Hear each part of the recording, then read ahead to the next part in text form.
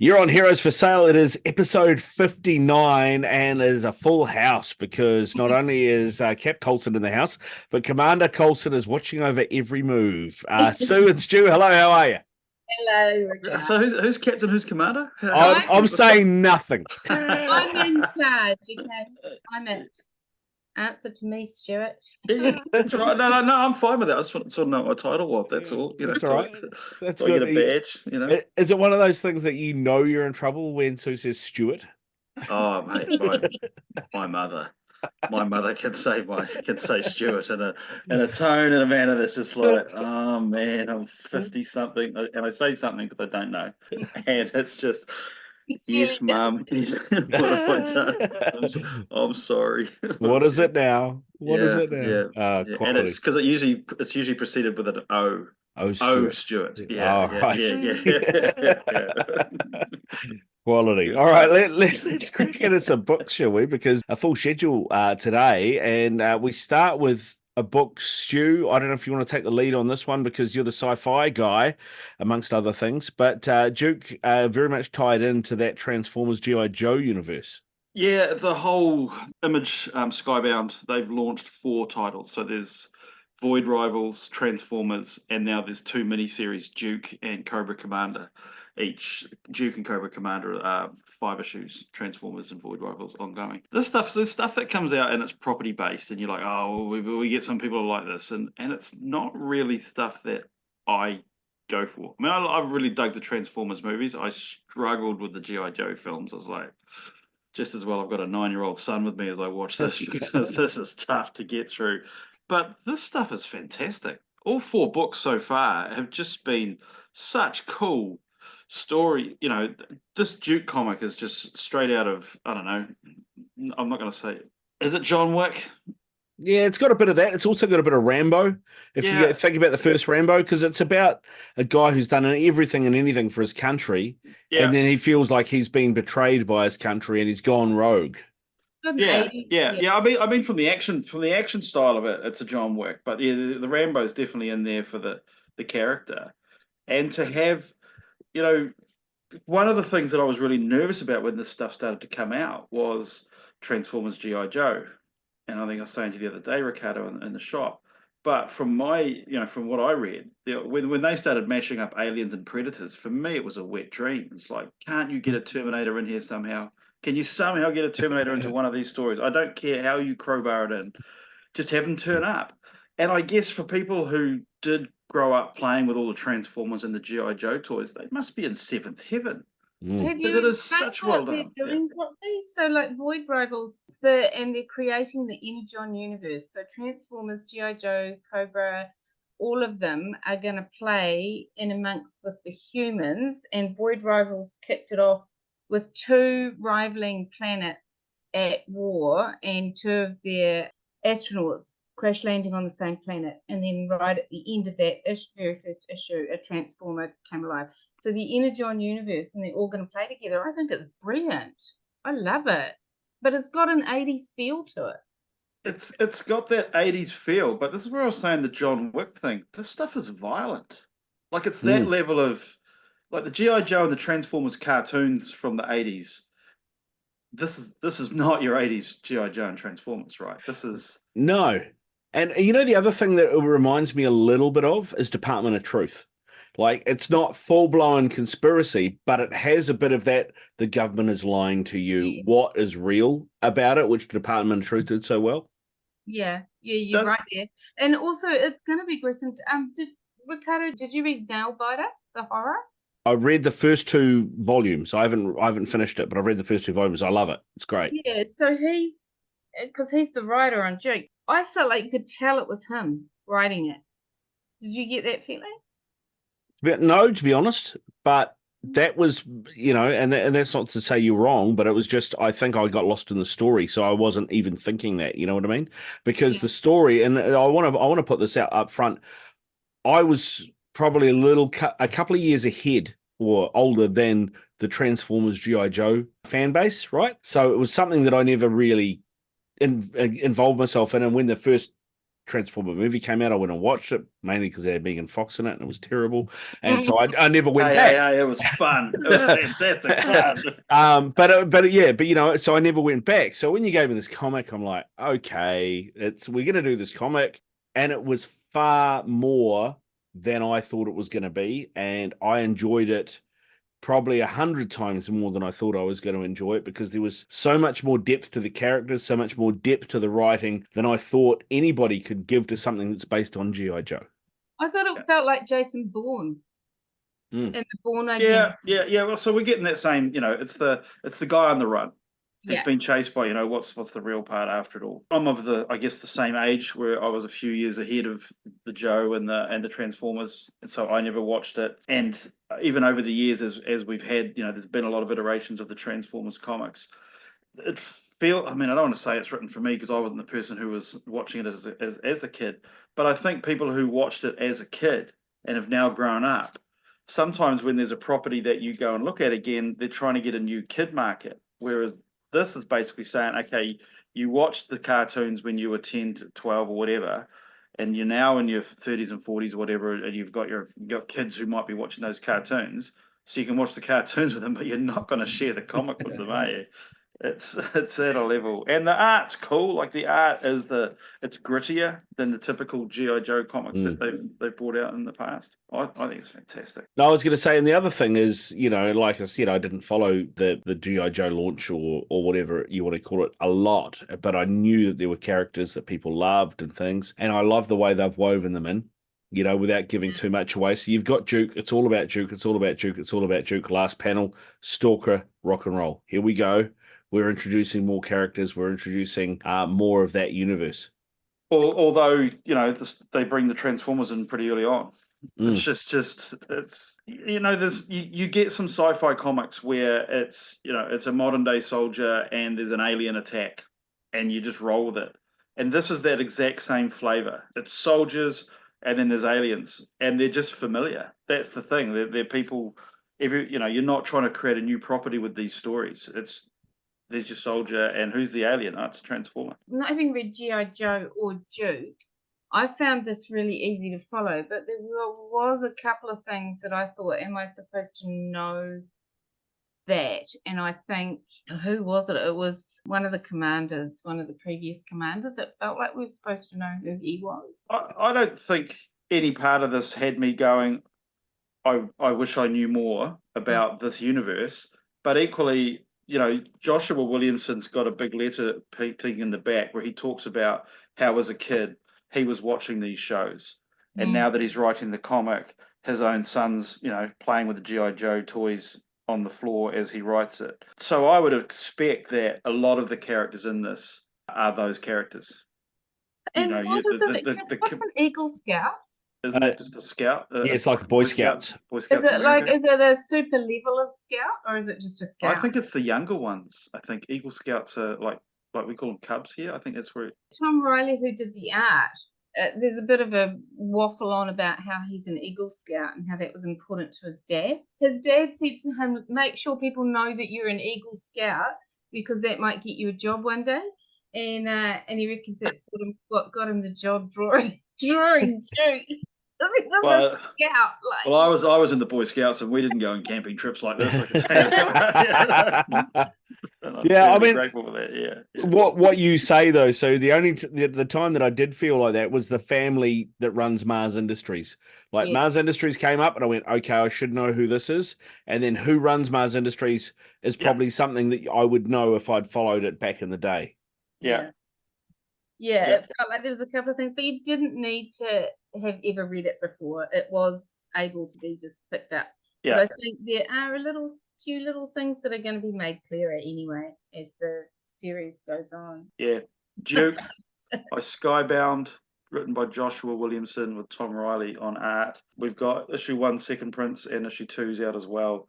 As I said, it's a 5-part story, but take a look at the whole universe. The Transformers stuff that Skybound is bringing out now, I think, is some of the best Transformers comics we've ever had. The Cobra Commander story, and did you read the little bit in the back, the Cobra Commander story there? Yeah. I mean, that's almost like 30 Days a Night meets Walking Dead.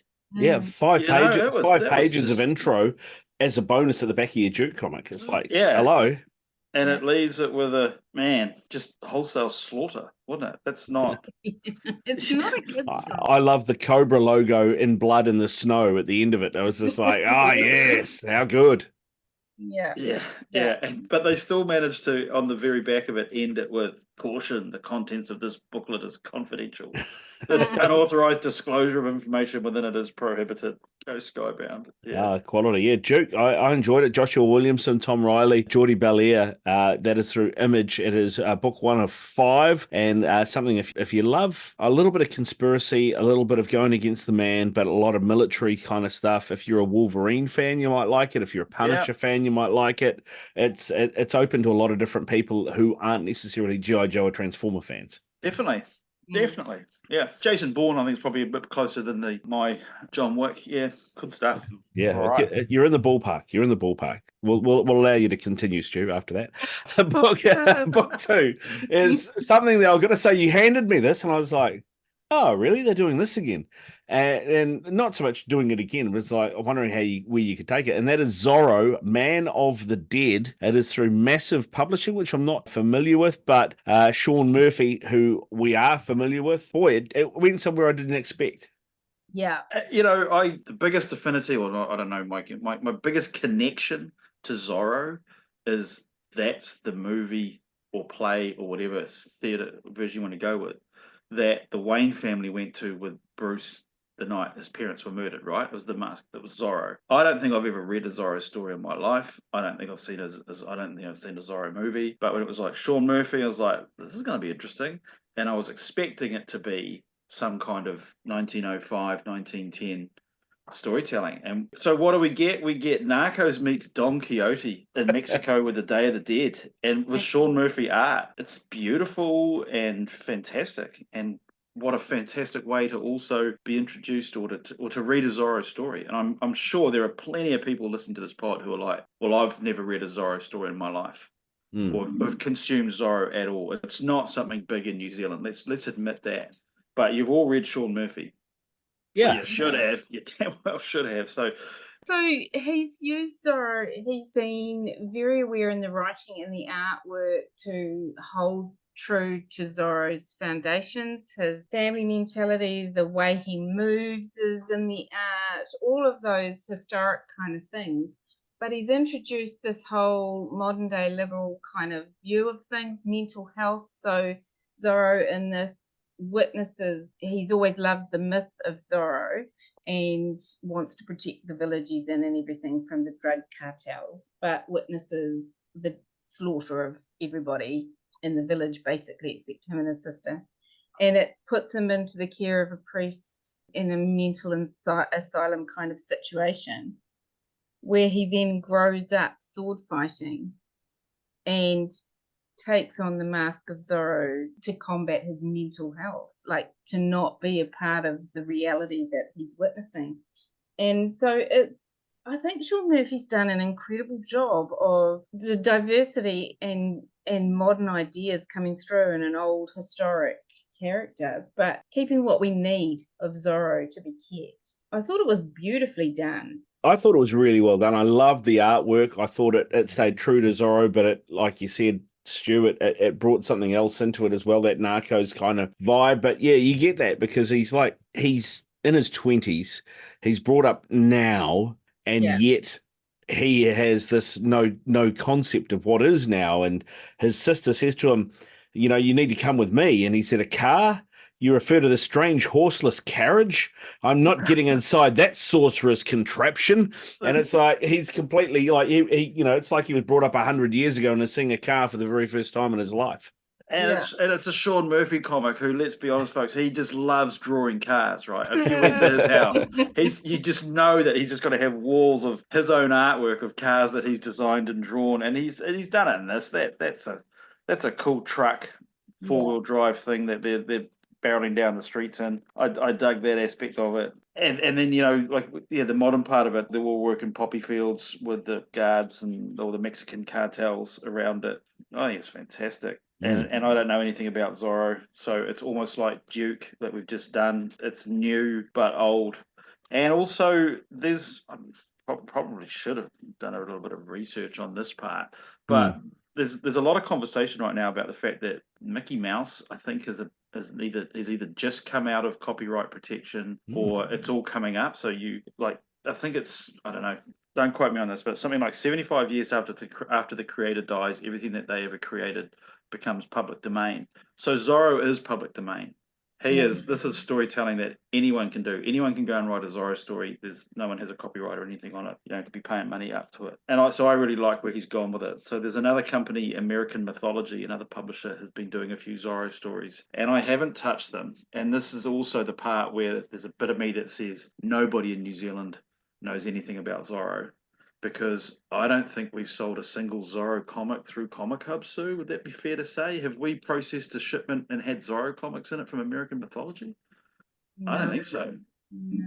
So anyone can do stuff. It's taken Sean Murphy for me to dip into it. Dave Stewart's done the colours. Grief, man.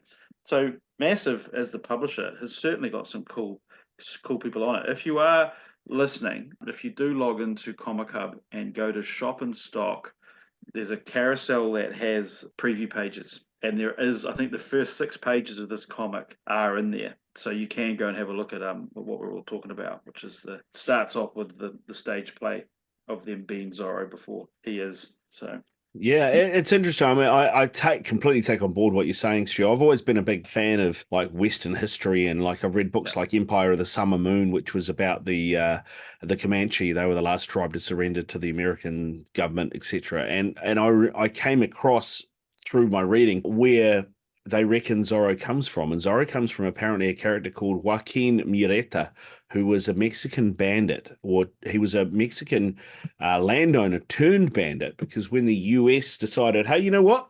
California's ours, and if you're white, you can have any land you like. What they failed to identify is that there were a whole bunch of Mexican people that had been living there for years and years and years and years, and so they were displaced. And this guy, Joaquin Murrieta, he formalized a militia, and they wiped out about 3 or 4 American towns. Of American settlers, and that's who Zorro is based on. So I've always kind of had that thing, but I totally get where you're coming from. But he is the Mexican Robin Hood, but with more Punisher vibes, basically. Yeah, that's so cool. Well, it's so cool that he slaughtered 4 towns. No, they kept. What do I sleep next to, people? They kept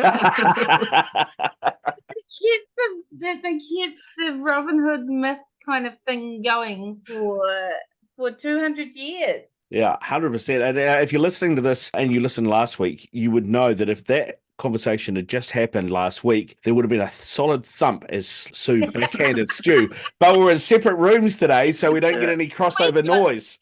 Right. So you'll have to hit him later, Sue. You'll have to hit him later. Zorro, Man of the Dead. Massive is the publisher too. Forgive me if I've missed this previously, but is this the first Massive thing we've done? No, Massive. Well, yes, probably the first comic we've done by Massive. Yeah, they've been going for a few years. For us, this has been the biggest book we've brought in. It was one that I took a punt on. I think we had 1 or 2 orders for it, and we went quite deep with that, and it has sold well because it's Sean Murphy. So there's been plenty of people who've come in and it's like, oh, Zorro. And they're like, what are you talking about? What is this? And I said, no, it's Sean Murphy doing it. And they're like, oh yeah, okay, I'll check that out. And then most of them have said, yeah. And I think for a lot of us, there's possibly just that straight novelty value of a Zorro comic or a Zorro story to consume. Yeah, nice. All right, let's move on. Comic 3, John Constantine, Hellblazer, Dead in America. Here we go. Stu's just himself. Honestly, when he picked this up in the shipment and he stopped the shipment to read it, and I was just busy, I didn't notice, and then all of a sudden I see him just shaking in his seat, and he's just visibly shaking, and he looked really upset, like he was going to cry. And I was so worried, and I raced over there, and it was just him ecstatically happy at this new bloody Hellblazer comic that was just brilliantly written, like his old Hellblazer. You go. I'm still fizzing on the fact that we've used this. You talk, Ricardo. Were you about to go all Kathy Bates on Simon Spurrier if you'd seen him? Is that what Sue's saying? I'm a fan of Simon Spurrier. I'm a fan, but I'm a fan of Hellblazer done well. And Oh my God. When we've talked about it plenty of times on this pod, when I opened the shop, Hellblazer was the comic that got me through the first couple of years, because it became hard to, once it became something that I was just selling, it was like, I don't know if I like comics anymore. There was a difficult period for me, and I had to sell a big part of my collection and all that sort of stuff. So he's got a special place in my heart, Constantine. And there's been some versions of it, I'm like, I don't know about this. And I was a little bit apprehensive, because the last time Constantine was in America was Brian Azzarello. When he did his run, there was like, oh, why is Constantine going to America? And he said, well, I've never been to England. So if I try and write a story of him set in England, this is going to be a disaster, because I don't know the colloquialisms and the crime and all that sort of carry. But I've done plenty in the US, so let's bring Constantine to America. And it was very cool. That was the run of Hellblazer that went to 300 before they started to do it to smaller runs. Spurrier is British, so I was surprised that he set it in America, but I wasn't concerned, because I've got a lot of faith in Spurrier's storytelling. And did he deliver? Man, oh man, oh man. This is like, let's get the band back together. I don't care if this is a spoiler alert, folks. He's got Dream in this, and he's even got Big Green at the end, and he's got the references to the triumvirate in Hell. And this is all my absolute favorite parts of Hellblazer in a cohesive story. It's not a hit parade. It's not just wheeling out these aspects of it because we're going to bring Dream in, or we're going to bring Big Green, and he's not even green. I thought that part at the end, was just fantastic, the way they tried to summon him up. You know what I love? After the Sandman TV series, and we had so many people coming in and wanting to carry on with that and everything, to carry on this kind of the theme of that, where Dream is trying to find his tools in Sandman to get himself back together and back in action, and to come into John Constantine and try to be finding his little bag of sand. And it just felt like they'd done something very clever to tie in the new people who are coming to comics from Sandman on TV, and let's give them some more. And I thought that was a really nice way to do it. How much Constantine are you familiar with, Ricardo? How much of his storytelling have you read? I read the last 3-part DC Black Label that they did. Yeah. And ahead of that, I saw the movie that obviously Keanu Reeves did, and I hadn't, outside that, had done hardly any reading. I knew who he was, but that was about it. Because when we did the Duke story, we talked about how well it was done if you knew nothing about the character. So for me, just getting like page by page of, oh, you're doing that as well, and that also cool, and I didn't think you'd do that. How did you find it though? I found it easy to read. Yeah. In that way that I wasn't going, who the fuck's this? Who the fuck's this? Who the fuck's this? Right. I mean, like I've read enough Sandman to know when the other stuff came in, that what was going on. But I also knew about Constantine, who Constantine was. I had enough of a thing of that. But I think you could pick this up and get the idea. He's an occult detective who's got certain powers and certain connections. But yeah, I loved it. I'm like you said. So I know I probably didn't love it as much as you loved it, because it sounded like you actually had an experience.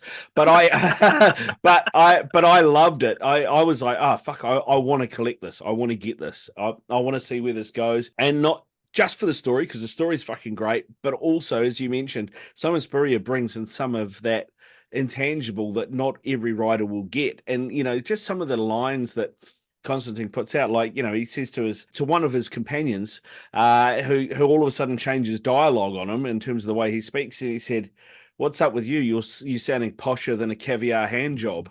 And I'm like, well, an American couldn't write that. That is, and not every Brit would write that either. That's brilliantly in character. Mate, what was when they tried to do the summoning? Spare the indignation, John. For one thing, that's the worst invocation we've ever seen. You're supposed to use virgin parchment, not a McDonald's serviette. So it's just, and that was always what Constantine was like. It was serious. It was funny but serious. Like the Garth Ennis run. I've just, it sounds weird having the comic shop. I've just given Sue the omnibus of the Garth Ennis run, and that's got a lot of that kind of humor throughout. And then the comics, when they do the splash page, the opening scene, the opening page, when it's sort of, and then the rest of the comics, the flashback when he's falling down the hill, and it's like, wait, are they shooting a porno? And in fact, you turn the scene, and it's a porno being shot in a swimming pool with him way wrong there in the background, rolling down the hill with virtually no limbs or whatever, or just a desiccated corpse. It's like, shit, fuck, crap, something.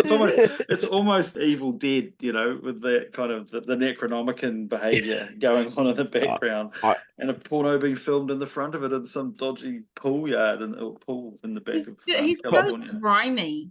Possibly the best 4 speech bubbles in one pane ever. Fuck, shit, bastard, piss. Tumbles down it. It's funny. And this has been, it's when we talk about these comics that we've just done, like Duke, when you think of the market and the size of the amount of people who are into Transformers and G.I. Joe, Hellblazer Dead in America issue 1 is probably told 3 times. And we've probably sold 3 times more Duke of this.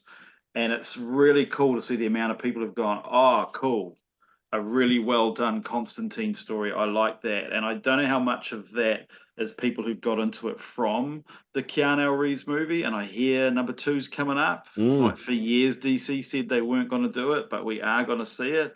And it's another one of those things where people bitch about the wrong thing. Constantine, the Hellblazer, lived in a squat in Liverpool or down in London above a tavern. And then in the movie, it's Keanu Reeves living in a bowling alley with all the satanic, or above a bowling alley with all the bits in LA.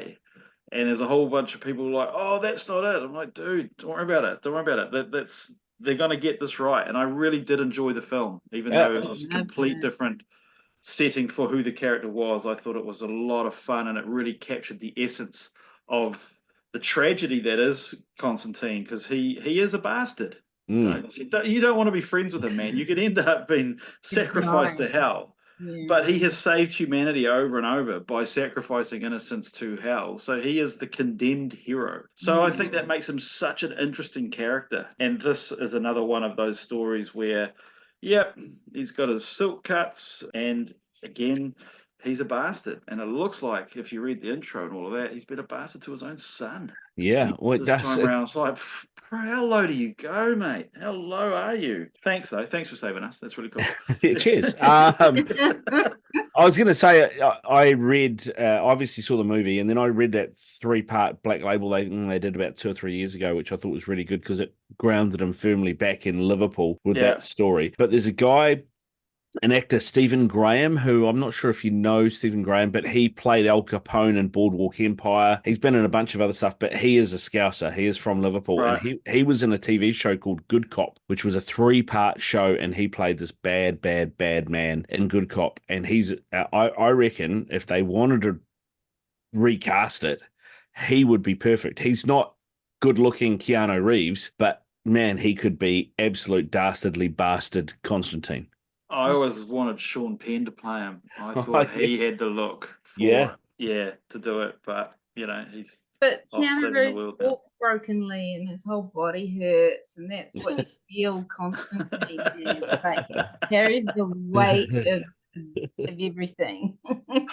Oh, too good. Try. Hellblazer Dead in America, definitely recommended, Sue. I mean, like, we've heard mainly from me and Stu on this one, but how much did you love this comic? I loved it. I absolutely love Hellblazer, and anything with that kind of real gritty demonic stuff going on in my fantasy, like Damn Them All was one that I absolutely loved. And didn't Spurrier write that? I think he did.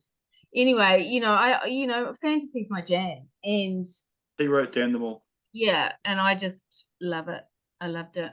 Yeah, there it is. Make sure you wrap your eyes on that, because it is out now. It is Hellblazer Dead in America, new run through DC Black Label, and definitely not for kids. Definitely not for kids. All right, Stu. Not for kids. Stu, you're up. What do you mean you haven't read it? Okay. Well, not only haven't I read it, I'd never heard of it until you gave it to me, and honestly, it is possibly the most colourful book I have ever put my hands on ever. It is art Brut. It is through Image, and also I will say this: It is the most fucking completely mental comic I've ever read, but in Oh. a good way. Well, even the title, okay, so Art Brut literally translates to raw art, and it was a description that was coined in the early 1900s to describe anything that wasn't technically recognized as art. So graffiti or anything like that would have fallen under that title of Art Brut. And now, of course, that Art Brut is an extinct kind of label because everything Everything gets a label. well, they don't use that anymore. Graffiti is its own art form. Everything is always evolving. And so even from the title, this is a romp through art history, but it's a detective story with a guy who is completely insane and able to dimension travel through art.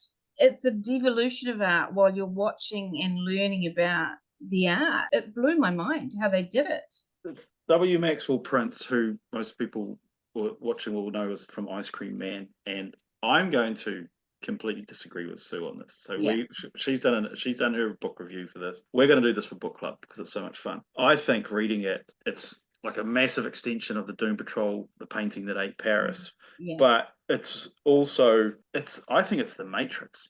Oh yeah, there's that element to it. Like when he's Mr. Anderson, he's insane. He's locked up, right? But when he goes into the paintings and into the art, he is Neo. And he is in control and he understands the world, or he's Neo once Neo's been trained and understood how the Matrix and everything works and destroys it all. And how he pops in and out of paintings and fight. And there's even some scenes that feel like they've been lifted from the Matrix. There's a big fight scene at the end by balconies, which is like that 2 balcony Did we scene that we had. explain what's going on? Why he's doing So art is being destroyed. Okay, so it all starts off with the initial crime, and is it the Mona Lisa? She's winking, and they're like, "Wait, what's going on?" So they need to send him inside the Mona Lisa to find out what's going on. And there's these scenes happening in the paintings, and he's able to travel between different works of art. And then you've got your Andy Warhol is the villain. He's even they even call him Andrew. They don't even try to hide that that's what they're basically saying. He's the bad guy in amongst this. And there's a division that's there, a police division that's there to investigate these kind of things, and they've got to go and get poor Arthur to run through these paintings and try to solve the crime and stop the murders from happening. Why was Andy Warhol the bad guy? I haven't figured that out yet. Was that because he painted a can of soup and made it art? I guess that's what it was. Because and when he has conversations with artists like the Scream, and the Scream. Have you got to that part, Ricardo? In the actual. Don't think I have. No. He has a conversation with the Scream. The Scream basically just goes on this long monologue that is basically someone who is screaming inside their own head, inside their own insanity. But he does that with all of them. When he's inside, he gives us an insight into the work and the intent or emotion that the artist might have put into it. And it was beautiful, the way, the descriptions and the way you actually felt the piece and the colors. It was like he gave us an edge into it all. I'm no art major, right? I'll put that out there. So I'm learning as I'm reading this book. Okay, I'll say that much. I recognize the art, but I don't know who it was by or any of the background. So it's educational on that front, I found. But at the same time, yeah, because it starts and you're like, who is this guy? He's insane. Like the nurse rattles off 7 medications he's on to Max, and it makes no difference. The only thing that helps him is if he paints. And I'm like, where is this going? And then as soon as he's engaged, you're like, okay, I'm on board with this guy. He knows he knows what's going on, and I'm just going to ride his coattails and see this from his point of view. It's a one that, like, as it came out in comic form, we had low numbers. I think there was 2 people getting it, and I remember flicking through one of the issues, going, "What the hell is this? Like, what a mess!" And then we got the hardcover in because Image hardcovers. It's like, it's Maxwell Prince. It's the whole Ice Cream Man thing. I obviously missed something on a single issue and then read it and I was like, wow, we are blessed to have some people creating comics. Yeah. Because this is also one of those ones that you could possibly animate it, but why bother? But why live action it? Why bother? Just Well, I was let actually it come going to. out in the story. Yeah, I was going to say, we've had this conversation a few times, Stu, about how comics isn't about guys in tights with capes. It's a whole medium on its own, like film is or TV is or anything else is. And this is one of those pieces of art, if you like, that I don't think could be conveyed in the same way in any other medium. No. You wouldn't want to folks. Is it Munch? Munch did the Scream? Is that? Yeah, What was the name? Edward Yeah, Munch, right. yeah. Edward Munch. So there are, as they jump around the story, there's fully 6 pages of art of the story that are set inside the Scream. With that kind of insanity, and it doesn't end well for a couple of the characters of that era. And so you then jump to another art style. And then when he's in a different comic, with the kid, it's a different art style. And they do the continuing adventures of Art Brut. They do this little sort of 4 or 6 page story at the start of each of them. I love the snobbery of this as a comic. I'm not going to lie about that. That is something that I think is really cool. And I know I've got some customers who are going to love that aspect, because there's a lot of people who love comics but know that it's something that they can't share with some of their friends who sort of think, but this is one of those books that you get to go, mate, if you still think comics are silly, wrap your laughing gear around this. Yeah. You've got to read this story, and the whole, what do you mean you haven't read it? No one's read it. We know that, but boy, am I going to be pushing this for the next couple of months. This is my new Slaughterhouse 5. I think it's What was genius. really cool for me was not having done art history, the way when he's inside the paintings, the way that he led you through what could possibly have caused the creation of the piece was so emotional and so beautiful. And I just came away feeling like I had a deeper understanding of the world. And what I loved about the art styles was when they were in the paintings, they were exactly, they were Monet or they were Munch or they were whoever those paintings were. The art style was brilliantly changed throughout. But then in between being in there was just this abstractness. And then there was these pages where he was talking to one of the kid who was being used as a destructive force, a dream painter, right? And he was painting scenes that were destroying everything. And he was the force he was being manipulated, and he had to be the one to be stopped. And when Art Brut is in talking to this kid and talking to him about why he's doing it and what he's destroying and everything, it's just this blank white room. They're just in this colorless hell of it. Just, you felt the starkness of it. It was almost quite tearful in there. And then at other times, the pop color palette that they put on it kept this hopeful, joyous kind of feel, even though you were going through the destruction of our historic. It's a violent comic. It's a very violent. Yeah. But the use of the pop art color palette, let you experience it. I did like that they only spent 1 page in the Picasso. I don't know how much of that I could have handled. That was difficult. I was like, where is this? Yeah. What's going on here? So, I mean, and like you said earlier, it was like, hey, art snobs, here's one for you. But at the same point in time, I think it was thumbing its nose at art snobs. Yes. It was a bob each way on that front, which I quite liked as well. Everyone can understand it. Everyone can be a part of it. So there's no exclusion here. Yeah. Art Brut is golden. It is golden. It is mad. It is mad. If you really want to expand your mind, it's definitely one to read, because it was just like, what's going on? Where's it going on? What's going on? If you like Sandman, if you like Invisibles, Bodies, Matrix, you see Matrix, Matrix with an art major going on is probably the best way to explain it, maybe. But that whole behind the veil, when there's another world behind the reality of what we've got, and to have one so, you want to say well fleshed out, but it's not, because those paintings have been around forever. So all he had to do was like, well, where we're going to go into this part, we can, like Sue said, run through the Monet or whatever. Was that a Monet? I thought it was a Rembrandt. I don't know. Rembrandt. My art. Was it? I think it was. And then, what a couple of wankers. I don't know shit. I was just saying that, but I just. It was clever. It was evocative, seductive, thought-provoking, but it was whimsical. My favorite art reference through the entire thing is, oh, don't go in there, it's a complete Pollock.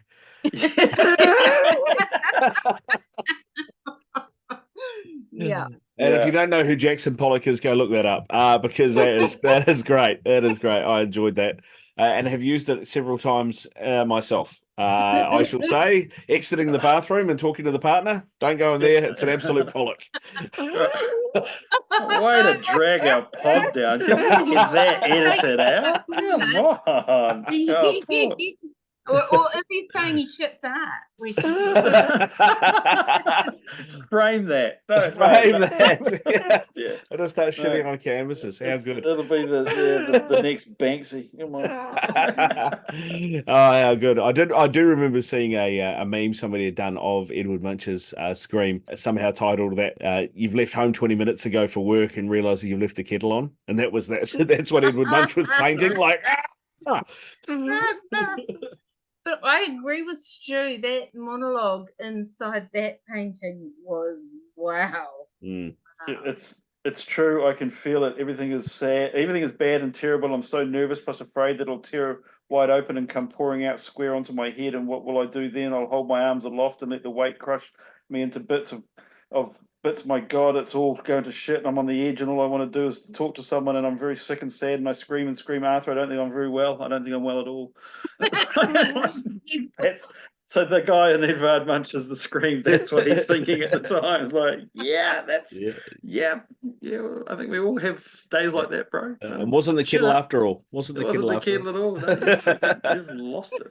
Yeah. So good. There you go. That is Art Brut. It is our. What do you mean you haven't read that? And now you guys, I know, disappearing to the States at some point. Do you want to update people on where and when they can access the store? We are leaving next. So this pod was recorded on Sunday the 11th. On Sunday the 18th, the shop will obviously be open, and then that evening, Sue and I are flying up to Pittsburgh. So the store will be closed 20th to the 22nd. So Tuesday, Wednesday, Thursday, and maybe Friday. Joseph will let everyone know if he's able to work or not. It'll be weather dependent because his other job is landscaping. But we will be open the 24th and 25th, and then everything's back to normal. So it's 4 days that we will be closed, no shipment as well that week. But we will be sending an email out. And if you want to order anything, you can still order it online through the Comic Hub app. Yeah, we'll still be managing that and posting your orders through. We've got a reasonable stack of Art Brut on the way as well. Yeah, and some more. I think as I said, it's my new Slaughterhouse 5. You've got to read it. You got to read it. It's fantastic. Well worth a read. There you go. That is Heroes for Sale 59.